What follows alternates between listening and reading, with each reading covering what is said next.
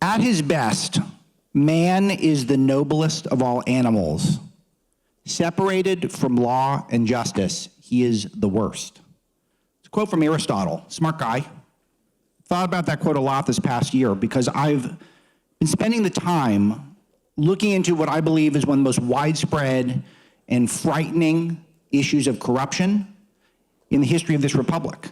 It's a saga that's ongoing, and I regard it as the greatest threat in many ways to the conservative movement as we know it. You guys may have heard Trump say in the past, they want to take away my freedom because I will never let them take away your freedom.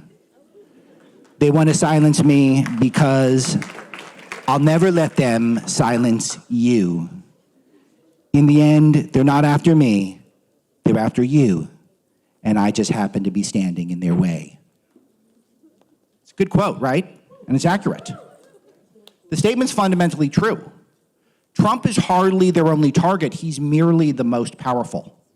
And if America is going to endure, we must acknowledge that Trump's words aren't merely political rhetoric, but a solemn warning. We must defeat the lawfare and those who have used it to accumulate power for the political left or lose the country.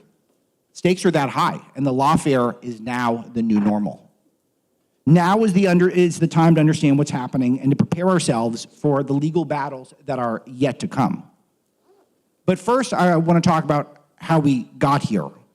It was nice enough of YAF to invite me today, of all days, because today is the day that my third book is released. It's called Breaking the Law.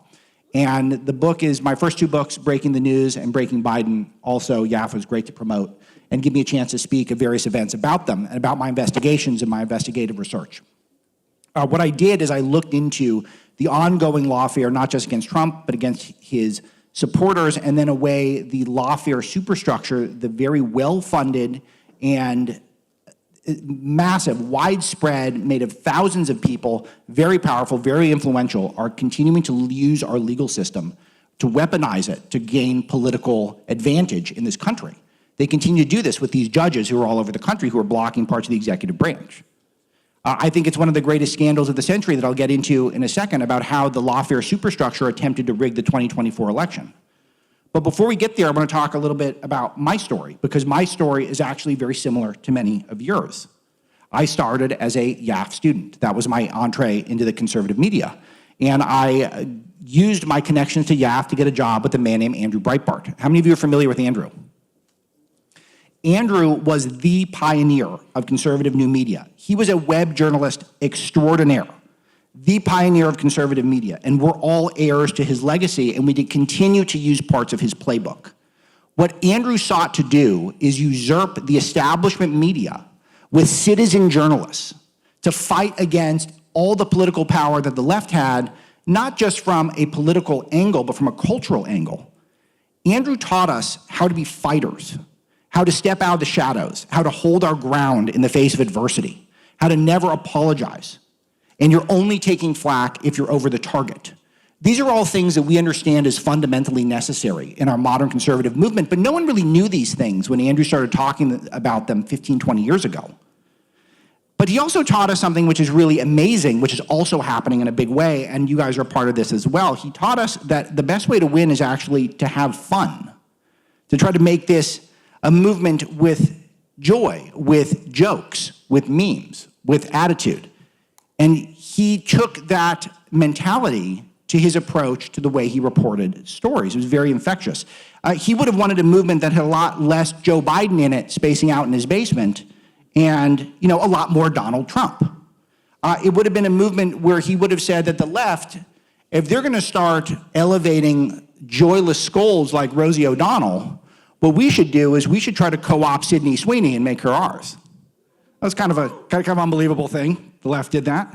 Andrew would have absolutely loved that news cycle. Can you believe the Democrats are paying consultants $20 million to try to figure out why young men don't want to vote Democrat anymore? And then the first thing they do is they're like, hey, look, that's a hot chick in jeans. Let's call her a Nazi. What? How could we have ever been this lucky? And Andrew would have seen this and thought that we finally won. His vision for conservative movement had happened. He would have loved to see the day where the left are actually the prude scolds and we're the ones having fun with the hottest chicks. That would have been his vision for us. And I think it's truly important that we're seeing people throughout the movement, not just people at the younger people, the grassroots, but everyone rise up and to say, you know what, we're gonna have joy, we're gonna have fun, but we're also gonna fight. We're not gonna back down, we're not gonna apologize. We're not gonna try to curry favor with the establishment because they're losers and they've gotten everything wrong. So Andrew won me over with that message that the culture is upstream of politics, that we need to start with the culture wars and then the politics will sort itself out. You all basically fundamentally understand that point. But again, when I started with Andrew, when I started at YAF, no one was saying these points. No one was making these points at all. And we all accept this to be true, but when Andrew was preaching it, he was alone. He was a revolutionary. And we carry out his vision at his namesake website, Breitbart.com, every day. I hope all of you can check it out and get your news from there. I know a lot of you do because we're incredibly dominant across the social web, but we're the biggest conservative outlet on all of social media, aside from maybe Fox, but I think they have 100 times my budget. So if anyone wants to invest, we're open for business. But we are starting to understand how to vanquish the left. And it's not just doing with politics, it's also doing with entertainment and with the media. Okay, great. So think about how how movies used to dominate our culture, and the left would use them to inject their wokeness, inject their politics into the bloodstream, into the ecosystem, into what we discussed. Well, how are movies doing these days? Well, they're a lot less woke than they used to be, and no one's seeing them anyway. That's a win. How about the media? Jeff Bezos himself, founder of Amazon, owns the Washington Post, wrote in 2024 in an op-ed that his own paper lacks credibility. He noted in his piece, the same piece, that the journalism profession is the least trusted profession. That's a major win for the conservative movement. We spent a lot of decades trying to prove that fact, and now people believe it. At the same time, a lot of people gathering their news online. We've got a huge advantage there, because if you think about it, can the left meme? Left can't meme. They're not funny. They have no joy. All they have is anger. All they have is animosity. So we're beating them in that front as well. So the establishment media is a disgrace. We know that. We want it discredited. I wrote a book about that called Breaking the News. But that's not the end of the battle. And Andrew is not here today to be with us and to see what we're going through now. But the reality that he envisioned is becoming true, but the left is not lazy. They're smart. And we can't underestimate their ability to find new battlefronts. And they're doing that right now. They're developing new tactics to try to defeat us. And their most effective tactic over the last several years was not just media manipulation, we neutralized that. It's not Hollywood, we neutralized that. It's the lawfare. So my definition of lawfare, it's got two parts to it. The use of the legal system against political and cultural adversaries, and the weaponization of the legal system for partisan political purposes. So basically destroy people or get concepts out there that you want culturally. And it's traditionally come from the left. I'll give you a brief history of it. It really started from my research back to Franklin Delano Roosevelt. He wanted to add justices to the Supreme Court so that he would essentially be in control of two executive branches that could do different parts of his agenda. That was his goal. He wanted generational control over the judiciary. And it was that complex that I think really started to reset the way we think of the law in this country. He wanted a system of living law. So that's the opposite when you guys hear about originalism. He wanted a concept that the law is progressive and reinterpreting its meaning in the left's political image and the left's political agenda. You could reinterpret the law in that way. That gave rise to Earl Warren, who was the Chief Justice of the Supreme Court in the mid-50s through the late 60s, widely regarded as the most liberal court in history. And that court marked the beginning of the end of judicial restraint. This is where you start hearing about the concept of judicial activism, which you guys I'm sure have heard about at this point. And the biggest example of that, Roe versus Wade, where they took the most hot-button political issue of the time. They took it out of the public debate completely, and they treated it like it was a civil right. All of a sudden, the right to terminate human life in the womb wasn't something we discussed. It wasn't for people to decide with their families and God even. It was something that the government declared was a civil right, and you could not infringe upon it. And this led to, of course, a massive genocide of nascent life in America. Our views, culturally, politically, the way we felt about abortion actually didn't change, according to the polls, but what did change was the quantity of abortions that took place. And it was all because of lawfare activist judges. So that's the DNA of the left. That's where it comes from. And then conservatives started fighting back, slowly, methodically, winning elections, doing things in order for the Reagan Revolution to take place, deep connections to YAF, which does an incredible stewardship of Reagan's legacy. The Reagan Revolution was incredibly important because that solidified the Supreme Court as a conservative court. Again, gave us an opportunity, gave us a chance to have a stay from the lawfare. But then entered a man who I regard as the godfather of modern lawfare, someone who was formerly president, sort of. We're not sure anymore. Joe Biden. Joe Biden, allegedly, I think he was still cognizant by then, but who knows? I mean, was he ever all there? Come on. But in 1987, he came up with a tactic that became colloquially known as borking. Joe Biden was a famously terrible law student. He finished near dead last in his class, and he almost got kicked out for plagiarizing 5 pages of a lawfare paper. He would have been removed, aside from he ended up writing a groveling apology that was many pages long. I reviewed all this in my Biden research. It's pretty surreal in that he actually survived and graduated law school. So a terrible law student, never really practiced law because he got into politics right away. He was actually in politics, people don't know this, for over 100 years in America. He's the first American politician to serve for over 100 years. So a famously horrible law student. And this giant Robert Bork comes in, he's nominated to the Supreme Court, and Biden shuts it down. Why did he shut it down? He knew Bork was a lock when Bork was nominated. But what ended up happening is the left-wing movement, their activists got to Biden and said, you gotta stop this, you gotta shut this guy down. He's too good, he's too conservative, we gotta shut him down. It worked. That was the borking. And all of a sudden now lawfare is back on track for the left. They try it again with what Clarence Thomas referred to as the high-tech lynching, and who led that yet again? Joe Biden and Ted Kennedy. That one failed, thank God, because Clarence Thomas has become one of the standard bearers for the US Constitution, one of the best minds that we have, period. Continues to weather decades of attacks. They go on to this day, and I detail some of the fresh ones in the book. But we survived that, but it has just put the leftist mindset on overdrive that we can use the legal system to try to gain politically. Next, Barack Obama and Eric Holder, they greatly accelerate the lawfare. They actually use tactics from the global war on terror against their political opponents. And this ushered in a huge new age. They had this clandestine project called Operation Choke Point, with the goal of choking off industries that were unfavorable to Democrats. They used the US Treasury's Office of Foreign Asset Control to blacklist financiers for international terrorism. They used these same tactics to try to blacklist conservative activist groups, to get them debanked, to get them more scrutinized by the government, to slow roll their ability to get approval so they could have nonprofits.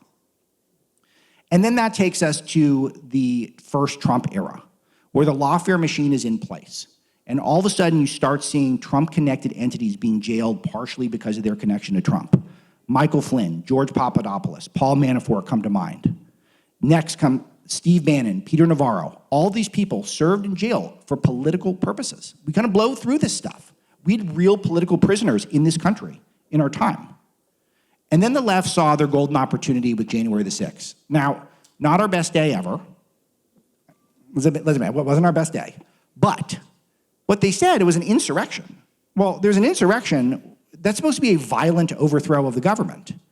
There was one shot fired that day. It was by a police officer at Trump supporter Ashley Babbitt, and she died.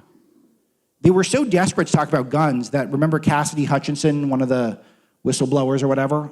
She said that she heard people talking about guns. That's all they had. Like, they heard people talking about it. And remember, she also said that Trump tried to commandeer one of the military vehicles, the Beast, and she was going to drive himself to the Capitol to participate. And this was talked about in our Congress as if it was serious stuff. It's just, this would have been, if a Hollywood's writer's room, if you'd pitched these ideas, they would have said, get out of town, these are stupid. But yet this was taking place in our Congress, and all of it was designed to stifle the Trump agenda and make it so that he could not govern and that he could not be president yet again. Trump actually offered, by the way, National Guardsmen to come to the Capitol, and Nancy Pelosi turned him down and later said, I take responsibility for that.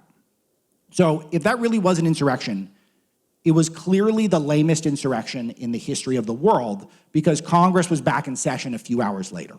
So one of those things that in the meantime, you've got elements of the American legal system, people like Christopher Wray at the FBI, who's investigating conservative and religious groups. He's investigating Catholic congregations.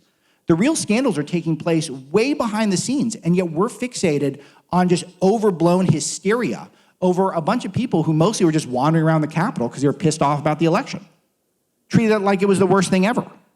But that made it so it was game on for the Lawfare superstructure. They saw their chance to try to go and cancel Trump for life, to try to make sure that he was blocked from being the president. The centerpiece of breaking the law is I did an investigation of all 6 of the major cases against President Trump. And I'll go through some details with you here, but here is the main point. Every one of these major cases was directly connected to Joe Biden's White House. This is blatantly illegal. It is blatant election interference. And I regard this as the biggest scandal of the 21st century. And if we do not start holding people to account for what I believe will be found to be crimes, then they will just do it again in 2028 and they'll just do it again in 2032 and beyond. People need to be held accountable for what they did, try to subvert our democracy. They're the ones who said, we're the ones who are pro-democracy. They can't stand democracy.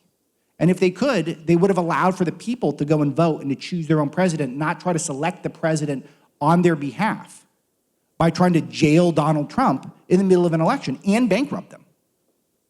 Let me go through some of these cases and some of the connections to the White House. Of course, all the details you can get from my reporting, but some important things I want to emphasize.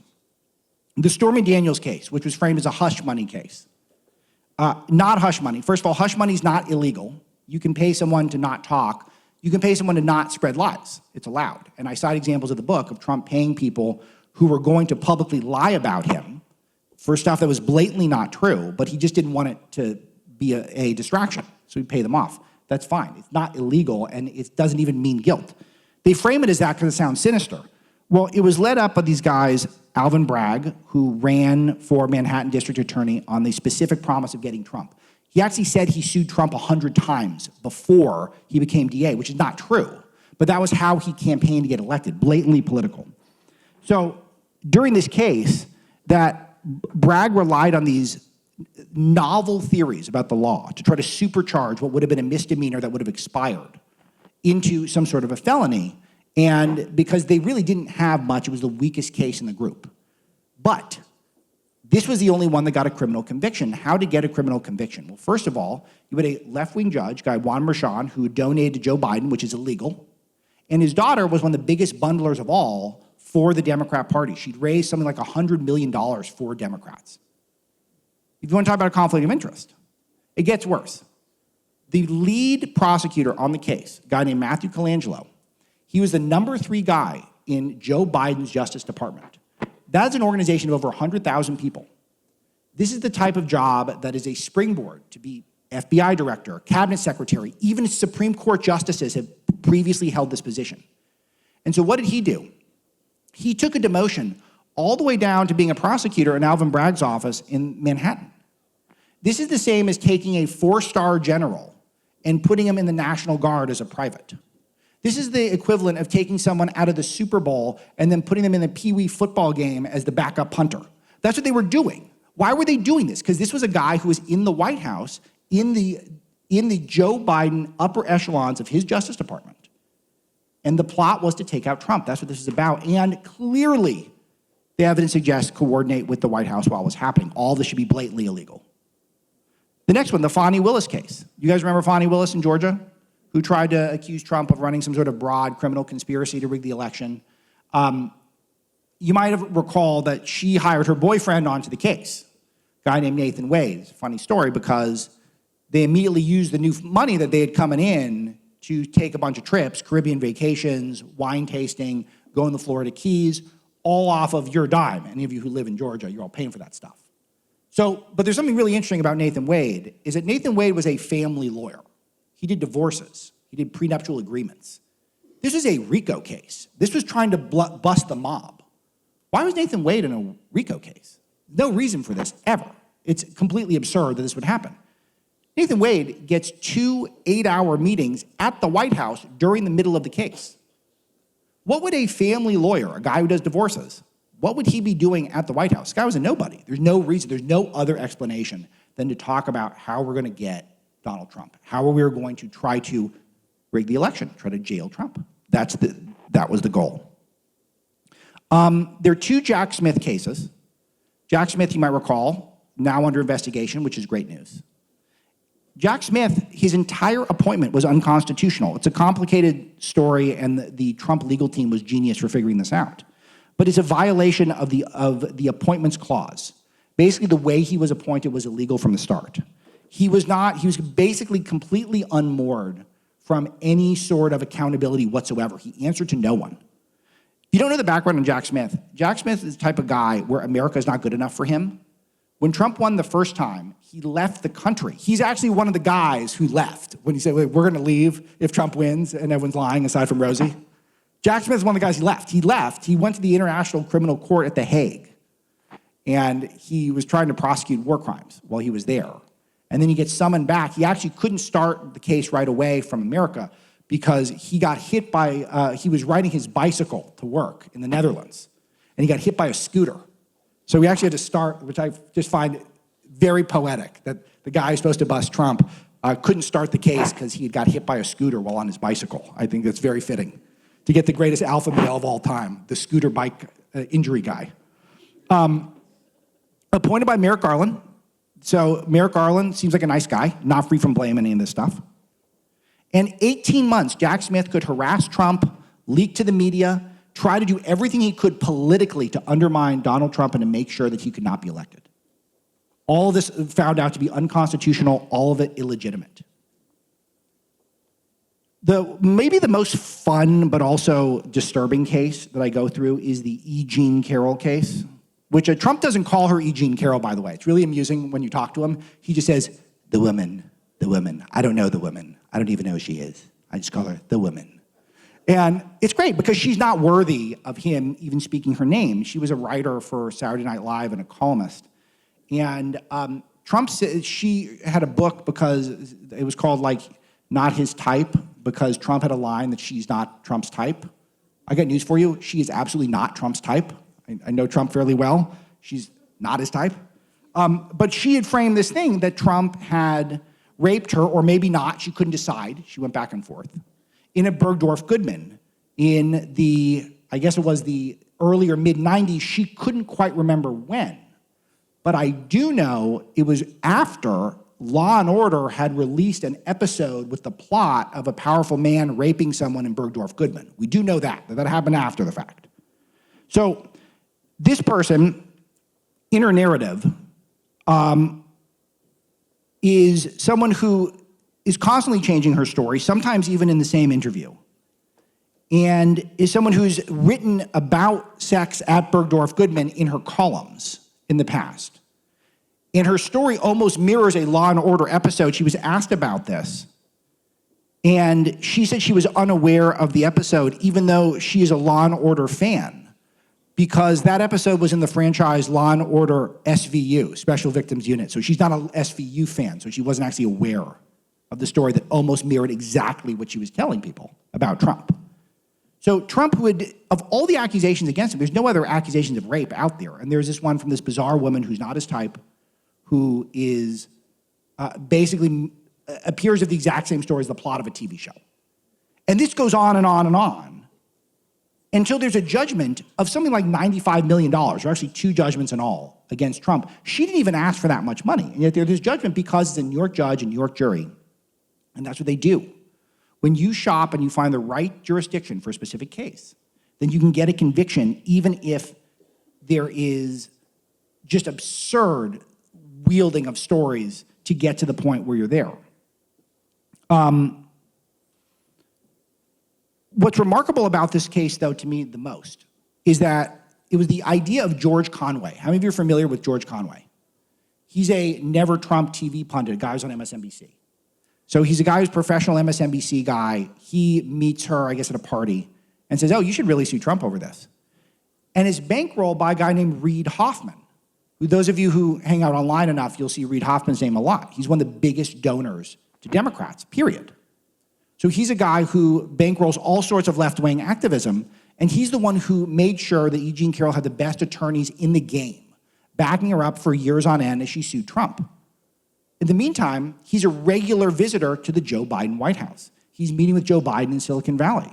I counted 5 visits to the White House just in 2022 alone during the midst of this whole saga. What do you think he's talking about while he's there? I don't know the answers to this. This is where the investigations need to begin. But we know what it looks like. We know what it looks like. We know that this all looks as though the left is coordinating to try to use the legal system to try to rig our elections and try to subvert democracy. And this is really where the warning comes in to all of you, is that the case that I try to make in breaking the law is that a lot of this is very daunting. I go into all the details of all of these district judges, all these people who have been stopping these various parts of Trump's agenda, the conservative movement's agenda, during the first 6 months of his administration. What do we do about these things? And I'll tell you, the biggest answer, the one that I can offer the most, is that we need to be vigilant as a movement. We need to play a long game. We need to take the approach that we took in the latter half of the last century, where the way we answered Roe versus Wade was to slowly, methodically build up our movement, to stay involved, to stay engaged, to make sure people are locked in at a civic and political level. It's really the only hope that we have. Because the left is disorganized. They have hundreds of millions of dollars. Tens of millions of people in this country, many of you included, are in a lawless area where you have a district attorney who is bought and paid for by George Soros, who funds 9 figures into campaigns to make sure that chaos agents are running our law and order in our cities.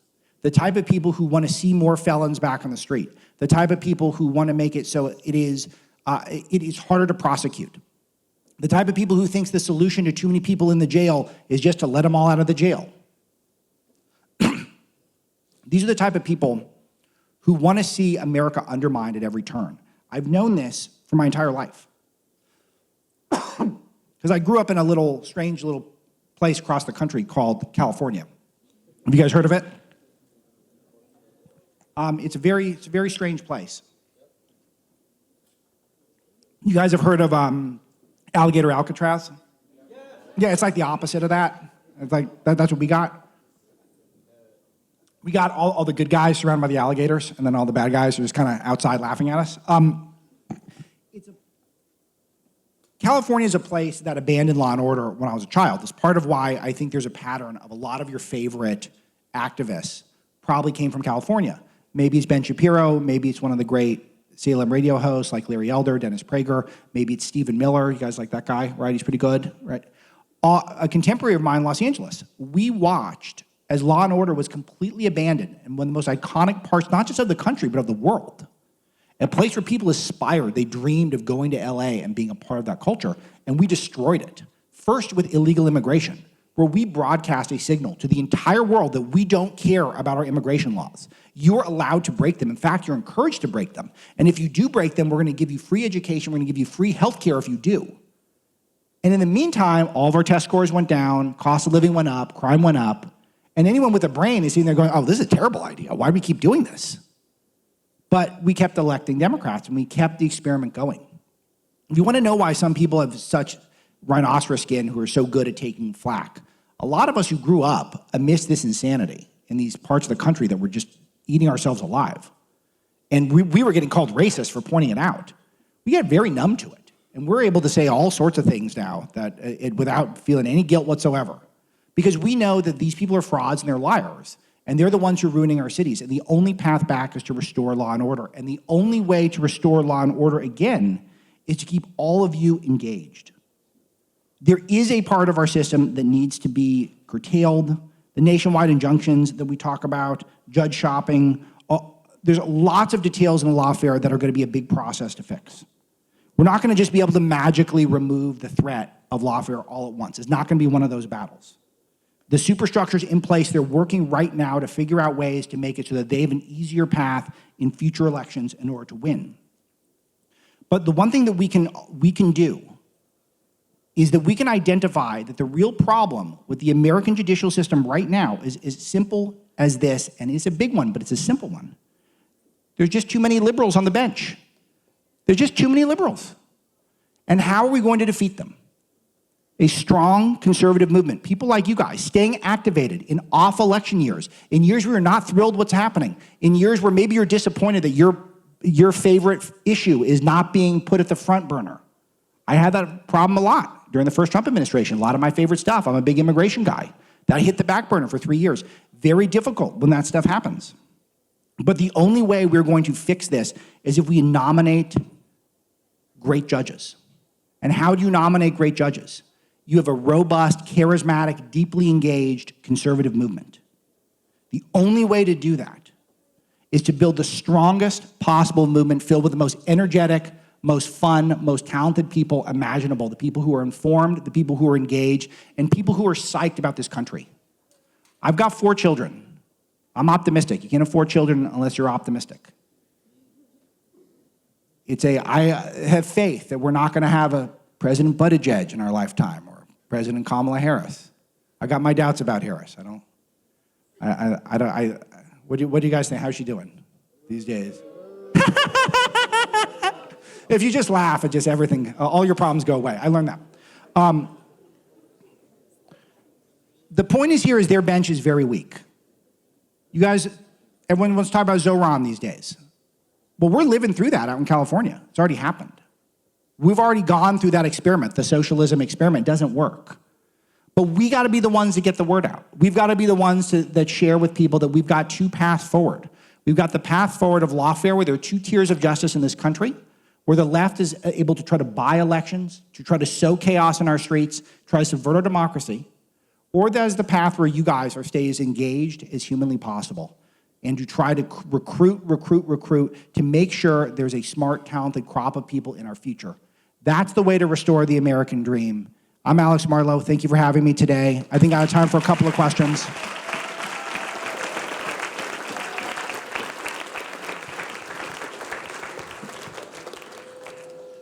Hi, my name is Joshua Beckham Kim, and I'm a Korean-American studying abroad at Toronto Metropolitan University in Canada.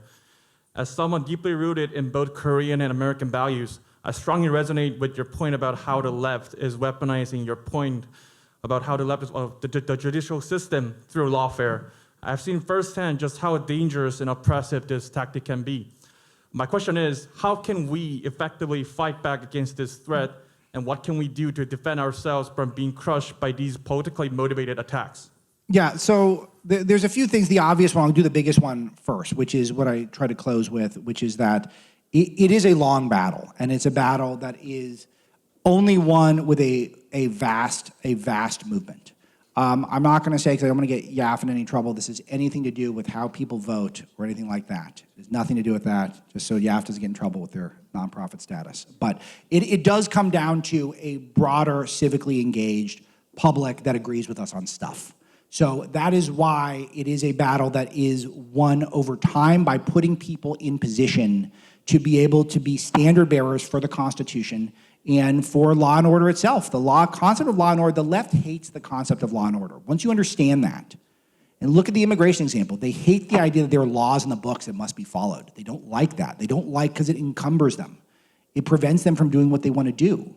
And once you accept that fact that they really don't like it, they don't like the idea that there are laws that must be enforced, that infringes on their goals of politics above all else. They want to achieve political means by any means necessary.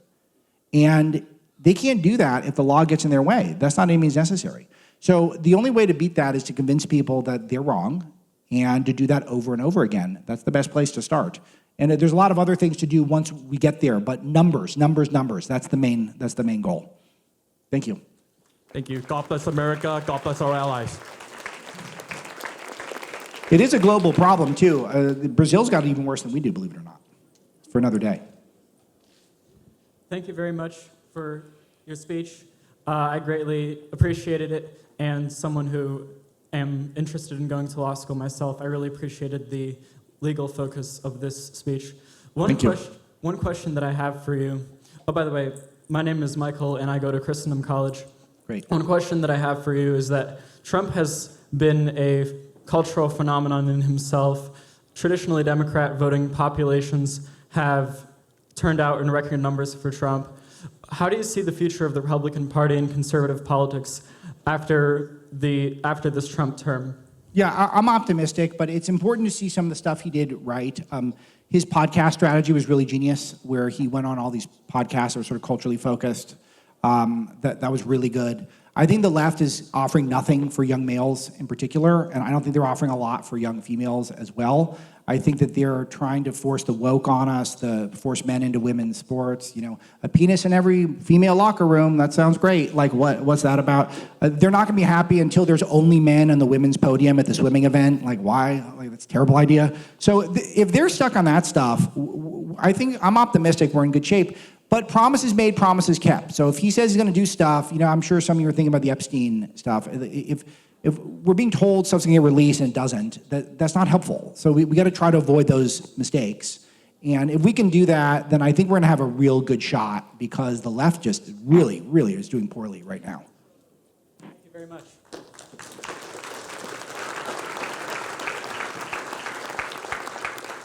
We have time for one last question. Hi, my name is Lydia Hernandez. I'm from Long Beach City College.